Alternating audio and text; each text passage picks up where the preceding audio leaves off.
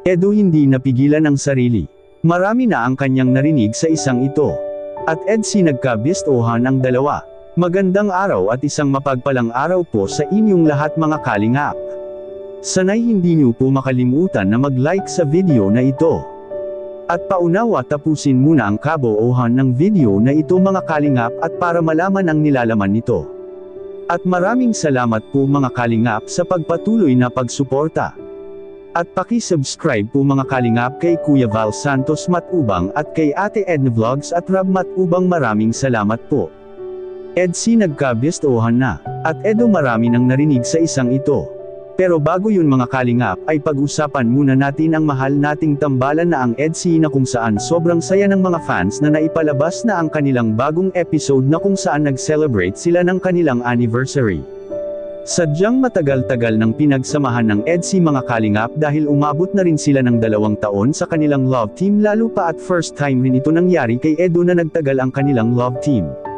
Ngunit hindi pa rin sumusuko si Kalingap Edo kahit na may napapansin ito kay VNC mga kalingap, at naging dahilan ng nagkabestohan tuloy ang EDC, at hindi natiis ni Edo na sabihin ang ito dahil marami na anya siyang naririnig tungkol dito. Ano ba kaya ito mga kalingap? Yan ang ating makikita sa video. Para sa'yo to. Hindi ako magsasawang bigyan ka. Thank you. Dahil, yan, mahalaga ka eh. Sobra.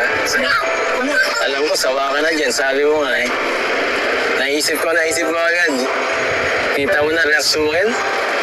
Ay.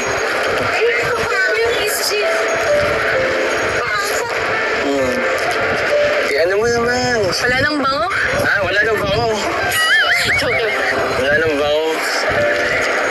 Kahit wala na yung bango, okay na natiling maganda. Ako kahit wala na, kahit kupas na mananatili. Mananatiling sa'yo.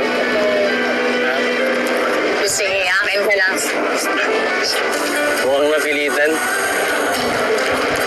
Siguraduhin mo yan sinasabi mo. Siguraduhin ko talaga. Ikaw mukhang napapayaw ka na eh. Hindi naman. Ha? Hindi. Sabihin mo lang malakas sa akin, hindi ko narinig. Hindi. Ano? Ano? Hindi. Saan ka ba natingin, ha? Hindi. Hindi nga. Sabay nagpaparinig ka sa akin. Palagi, ha? Pamarinig. Ang dami kong nababalitaan tungkol sa'yo, ha? Ang dami ko din nababalitaan tungkol sa'yo eh. Ikaw, ha? Basta. Ano? Kung kakausapin mo naman ako. Ikaw talaga yun, hindi nakikipag-usap. Ako lang. Oo. Talaga. Oo. Talaga. Oo. Jeez. No comment. No comment. No comment eh. Palagi kang ano eh. Masipag mag-aral. Si Baby Beyonce. Ikaw, masipag. Ikaw. Bakit wala ka dun? Wala, masyal lang ako kasi ang ganda-baga ng lugar oh. Kaya pala wala ka eh. Kala ko nagpaiwan ka na naman. Lagi ka pa naman ano. Hinahanap din talaga kita kanina. Hindi kita makita eh. Wala naman dun ako. Kaya nga, hinahanap. Nasa ibang grupo ako eh. Kaya nga. Pero kung sinabi mo ako, sinat mo ako, sarating ako. Kamasuhin daw ba? Ano yun daw?